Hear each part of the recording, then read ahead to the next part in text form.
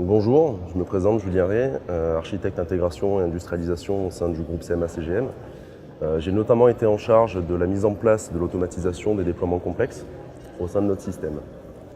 Donc, je vais vous présenter de quelle manière le groupe CMA-CGM a automatisé ses déploiements multitechnologiques complexes. Alors, déploiement multitechnologique complexe, c'est que nous avons une plateforme très hétérogène en termes de technologie. Nous avons des applicatifs multi-tiers avec des services, des parties frontales, des bases de données. L'objectif était d'automatiser intégralement ces déploiements.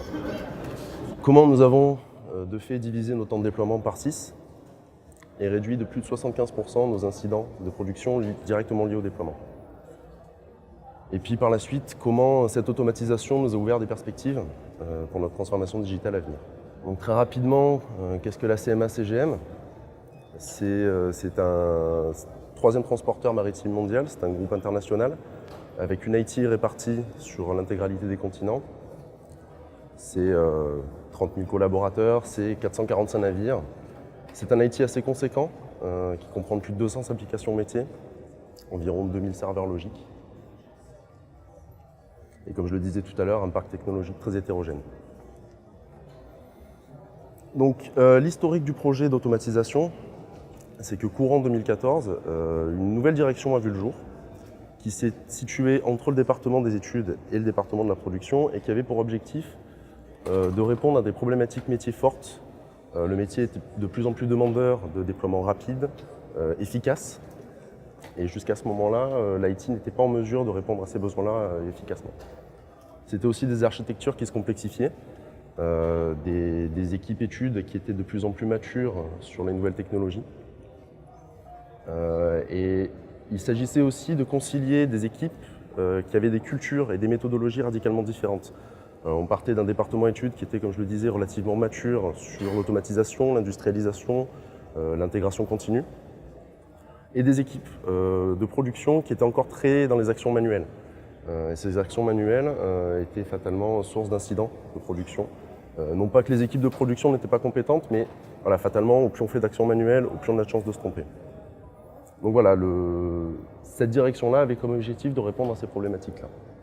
Au vu de ces besoins, l'automatisation nous a paru évidente comme premier chantier à mener dans le cadre de cette direction. Donc comme tout projet, on est passé par une phase d'étude, un choix technologique, fatalement une justification de l'investissement auprès de la direction.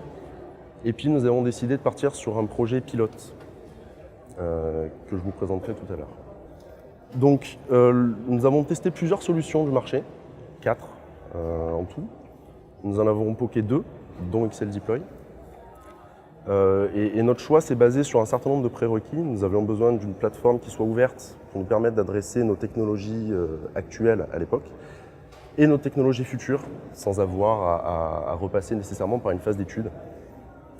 Nous avions besoin d'une solution qui nous permette d'orchestrer les déploiements complexes sur des plateformes qui évoluent avec énormément de composants, et ce de manière rapide et surtout réutilisable. Qu'on ne soit pas obligé encore une fois de réinventer la roue à chaque modification de l'écosystème. Il nous fallait aussi une solution qui soit compatible avec notre industrialisation à ce moment-là, notamment notre intégration continue. Le but n'étant pas à ce moment-là de décaler les actions manuelles d'un cran, mais vraiment d'automatiser intégralement ce stream d'installation des applications. Il nous fallait aussi une capacité à gérer l'automatisation des rollbacks, parce qu'encore une fois, mise à jour manuelle égale rollback manuel, et automatiser les mises à jour, si on a un système de rollback manuel, c'était pas forcément l'idéal. Nous avions aussi besoin de la capacité à conditionner le passage d'une application d'un environnement à l'autre, c'est-à-dire avoir une solution qui nous permette de poser des jalons techniques pour décider si une application est en mesure de passer de l'intégration par exemple à la qualification, de la qualification à la pré-production, et ce avec des jalons bloquants qui, s'ils ne sont pas validés par quelqu'un dans l'outil ne permettait pas de transférer l'application dans l'environnement supérieur. Nous voulions aussi une solution qui soit en mesure de nous permettre une gestion des rôles très fine. L'objectif étant encore une fois de concilier des équipes, donc de fournir un outil commun à plusieurs métiers, plusieurs départements. Et pour ceci, nous avions besoin d'une gestion de rôle relativement fine pour bien évidemment éviter qu'un développeur soit en mesure de déployer sur la production quand il le souhaite, et puis inversement, qu'un opérationnel ou qu'un intervenant de production soit en mesure d'aller modifier les environnements de développement. Et donc du coup, XL Deploy, c'est de notre point de vue démarqué sur 2 points. Le premier étant l'ouverture de la plateforme, l'extensibilité, avec beaucoup d'interfaces à disposition pour développer du custom notamment. Et un deuxième point très important, c'est cette capacité à orchestrer les déploiements. XL Deploy s'est démarqué dans le sens où, à l'inverse d'autres solutions qu'on a pu tester, il n'a pas une approche workflow de l'orchestration. C'est-à-dire qu'on ne dessine pas un workflow, on ne tire pas des flèches. C'est vraiment une approche modèle. Et ce modèle-là, du coup, une fois qu'il est défini, nécessite très peu de maintenance. On n'est pas obligé de revenir dessus et on peut intégrer des modifications de l'écosystème applicatif de façon relativement simple. Donc vient fatalement la justification de l'investissement. Alors, nous avons eu la chance de faire des POC au préalable. Donc on avait un certain nombre d'éléments à apporter, notamment la réduction des coûts de déploiement. Dans la mesure où on s'est rendu compte qu'on pouvait grandement réduire les temps d'installation en parallélisant notamment les actions. C'était des équipes qui allaient passer moins de temps à déployer. De fait, c'est des équipes aussi qui, passant moins de temps à déployer, pouvaient déployer plus d'applicatifs. Ce qui répondait aussi aux besoins métiers cités au préalable. Et c'était de fait aussi des équipes revalorisées qui allaient passer plus de temps à faire des actions à forte valeur ajoutée, comme de l'ingénierie ou de l'amélioration continue, et qui ne passaient moins de temps en tout cas à faire des déploiements qui finalement sont des actions relativement basiques et qui n'ont peu d'intérêt. Et puis c'était aussi un point très important vis-à-vis de notre direction, une capacité qu'on avait à garder la maîtrise sur nos standards et à garder la maîtrise sur nos mises en production vis-à-vis de notre infogéreur. Donc nous arrivons courant 2016, la solution a été choisie, le budget a été validé et nous décidons de lancer un projet pilote qui s'est avéré être notre plateforme e-commerce ainsi que notre site institutionnel. Donc, le contexte du pilote, nous avons décidé d'adresser 4 environnements avec l'outil de déploiement. Donc allant de l'intégration jusqu'à la production, en passant par la qualité et la pré-production. Ça représente environ 100 serveurs pour une quinzaine de composants applicatifs. Donc comme je vous le disais tout à l'heure, c'est des web services en Java, c'est des web services en .NET, c'est une partie frontale en .NET, c'est des schémas de base de données Oracle, c'est du load balancing aussi. Et c'est une plateforme qui, avant automatisation, nécessitait des temps d'installation en production d'environ 4 heures. Et c'était une ou plusieurs personnes qui intervenaient. Et encore une fois, c'était beaucoup d'actions manuelles, donc un grand nombre d'incidents post-release. Pourquoi ce choix ? C'est une plateforme qui a une forte visibilité métier. C'est le portail du groupe sur Internet. C'est générateur de business aussi, parce que c'est une plateforme e-commerce.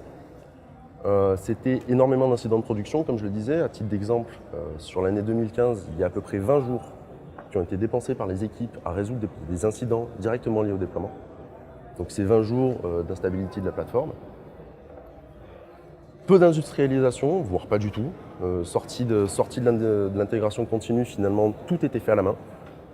Énormément de packages étaient même transférés sur des systèmes de fichiers partagés. C'était pas idéal. C'était aussi très représentatif de notre technologie principale. Comme je vous le disais, c'était une plateforme très complexe, avec beaucoup d'équipes qui intervenaient, beaucoup d'équipes de développement, des technologies de développement différentes, des middleware différents. Et c'était d'une forte complexité, notamment en termes d'orchestration, dans la mesure où c'est une plateforme live qui souffre énormément des arrêts de service. On avait une réelle problématique d'orchestration pour limiter au maximum, voire même annuler les arrêts de service lors des mises à jour. Les résultats du pilote. Alors, suite à ce pilote-là qui a duré d'avril 2016 à septembre 2016, en tout cas la mise en place de ce pilote, on a pu constater qu'on avait réduit de 85% les temps d'installation, en passant d'environ 4 heures à environ 40 minutes pour un même périmètre.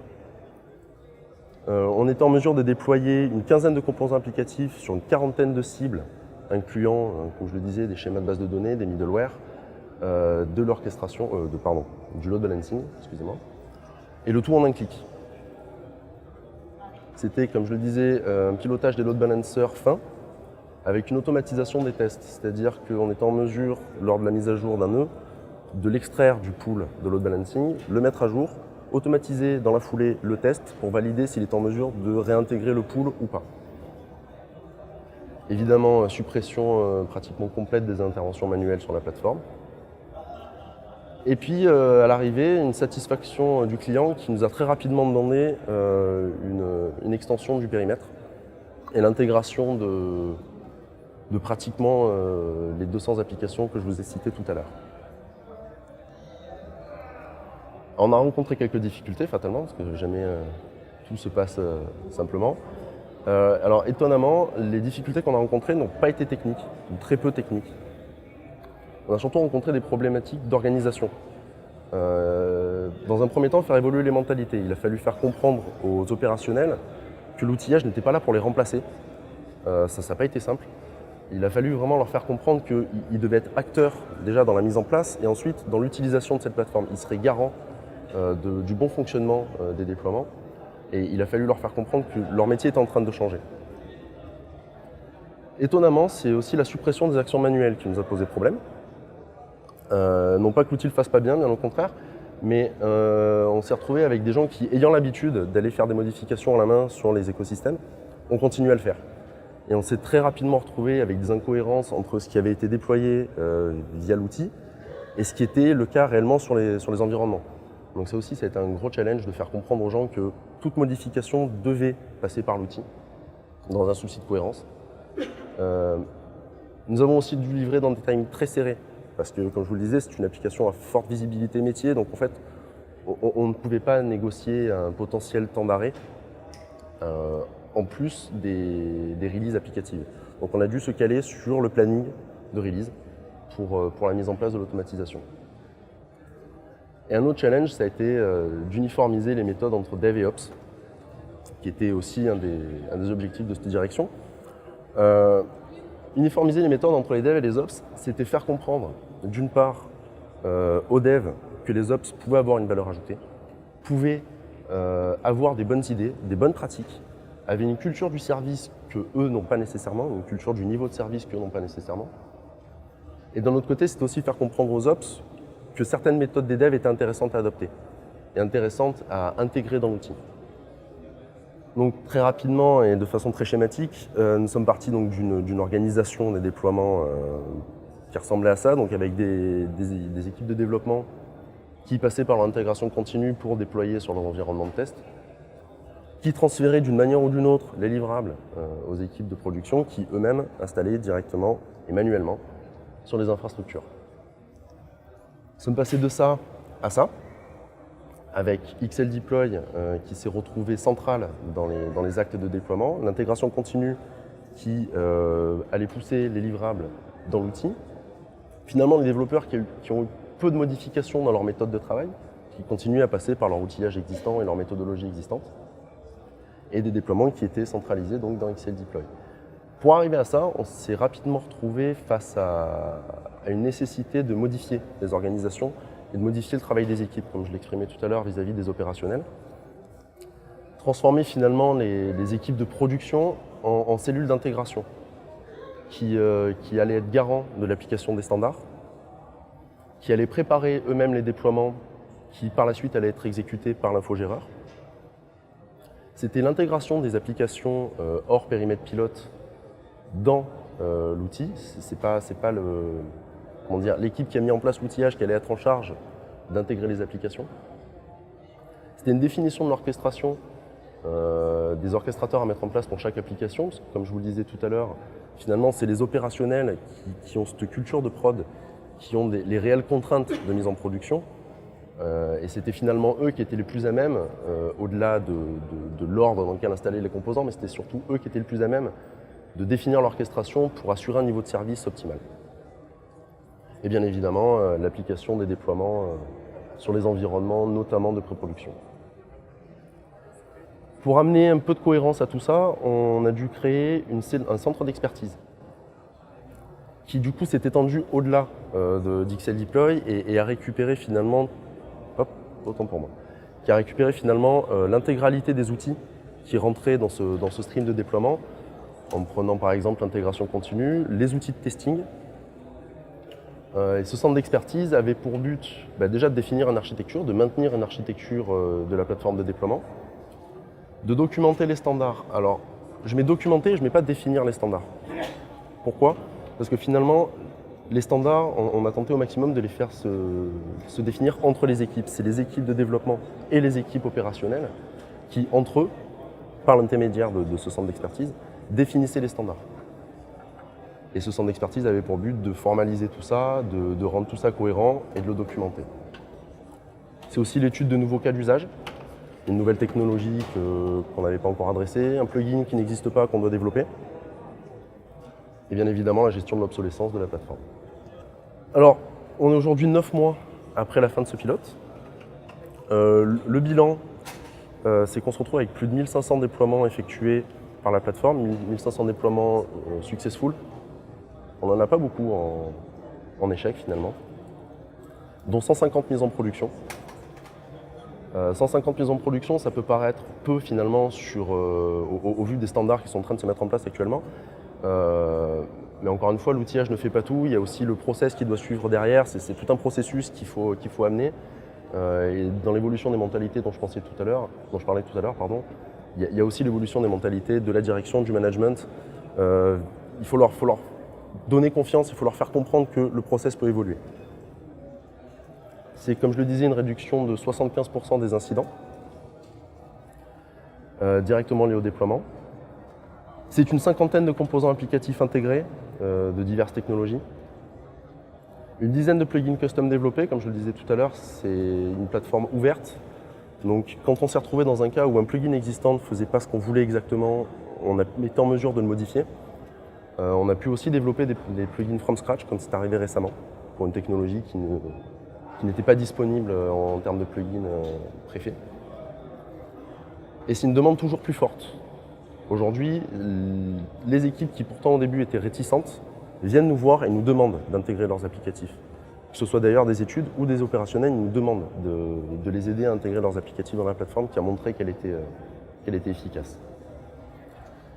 Et puis ces 9 mois nous ont aussi donné une maturité et technique et surtout organisationnelle qui nous a permis d'envisager l'avenir et de décider que cette plateforme pourrait être un socle technique solide pour notre transformation digitale. Prochaines étapes. Alors les prochaines étapes, comme je vous le disais, qui sont grandement liées à la transformation digitale du groupe CMA-CGM. Tout d'abord, nous comptons aller au-delà de l'automatisation des déploiements et mettre en place une automatisation du stream de release, on appelle ça donc un Continuous Deployment Pipeline. On a actuellement un POC en cours sur Excel Release. L'idée étant d'automatiser non seulement les déploiements, ce qui est déjà le cas, mais aussi d'automatiser la fameuse promotion entre environnement dont je parlais tout à l'heure, qu'elle ne soit plus liée à un acte humain, que ce soit plus un humain qui vienne le valider, mais que les tests nécessaires soient déclenchés automatiquement, validés automatiquement, et que la promotion dans l'environnement supérieur soit aussi faite automatiquement. La suite aussi, c'est d'utiliser cette plateforme et d'automatisation de déploiement et de pipeline de déploiement de continuous deployment pour adresser des technologies cloud et containers, pour être en mesure, toujours dans l'optique de répondre à des besoins métiers, de déployer des MVP, Minimal Viable Project, sur du cloud ou en interne, et d'être en mesure d'être de plus en plus flexible. Parce que le métier aujourd'hui a besoin d'être flexible, et il faut que l'IT soit en mesure de suivre. Et puis finalement, ce projet, et tous les enjeux que ça a amené, nous ont amené des perspectives, non seulement quant aux technologies qu'on sera en mesure d'aborder demain, mais aussi finalement quant aux architectures, qu'elles soient applicatives ou techniques, utilisées chez nous. Dans la mesure où tout est automatisé, une grande partie en tout cas est automatisée, les développeurs ont commencé à se poser des questions de feature toggling, de microservices, au lieu de déployer des applications très complexes, d'être en mesure finalement de déployer de façon plus itérative et bien plus fréquente. Les leçons que nous avons apprises. Vous verrez, ça rejoint un point que j'abordais tout à l'heure. La collaboration. On s'est vraiment rendu compte que le projet a pu être mené à bien grâce à la collaboration des équipes. grâce au fait que finalement les équipes s'étant retrouvées avec un outil commun, avec un langage commun, se sont mises à collaborer et ont cherché ensemble à faire avancer les sujets. C'est de l'organisation. C'est un point qu'on avait, alors non pas négligé en amont. C'était principalement effectivement concentré sur la technique, mais c'est donc un point dont on avait discuté en interne au sein de ce centre d'expertise, mais on n'avait pas forcément assez communiqué autour. Et on s'est rapidement trouvé dans le cas de figure où l'organisation était bloquante finalement. Donc si c'était à refaire, on envisagerait peut-être l'organisation, même sûrement l'organisation bien en amont, voire même avant la mise en place de la technique. C'est de la médiation. Il a fallu concilier les gens. Il a fallu, comme je le disais tout à l'heure, faire comprendre que l'autre, c'est pas l'ennemi, que l'autre, finalement, on travaille ensemble, que l'autre a potentiellement de bonnes idées et un vrai savoir-faire. C'est de la simplification. On était parti dans l'optique à l'origine d'intégrer notre IT, on va dire ça comme ça, nos applicatifs, tels quels dans l'outil. On s'est rapidement rendu compte de deux choses. La première, tout n'était pas forcément bien pensé à l'origine. Et donc intégrer, automatiser quelque chose d'un peu bancal, c'était pas forcément la cible, d'une part. Et d'autre part, on s'est rendu compte que finalement, l'automatisation elle-même nous permettait de simplifier nos architectures, de simplifier nos méthodologies, de revoir éventuellement la façon dont on packageait les applications. Et en fait, ce qui est très important dans un projet comme ça, et bien au-delà de la technique, comme je le disais tout à l'heure, c'est la communication. C'est quelque chose qu'encore une fois, on avait peut-être négligé au début, on n'a pas assez communiqué autour de l'outil, autour du projet. On s'est retrouvé encore il y a quelques semaines avec des gens qui débarquaient et qui me disaient « mais XL Deploy, qu'est-ce que c'est ?» Bon, XL Deploy, c'est ce que je vous ai présenté tout à l'heure, c'est quand même pas négligeable. Donc voilà, la chose très importante, c'est de communiquer autour d'un projet comme ça. Finalement, parce que la technique, on a, je pense, tous des gens qui sont compétents dans leur domaine. Il y a des outils qui marchent très très bien sur le marché. Mais finalement, ce qui va être le lien et ce qui va être extrêmement important dans la réussite d'un projet comme ça, c'est la communication et autour de l'outil et entre les équipes. Et voilà, pour ma part, ce sera tout.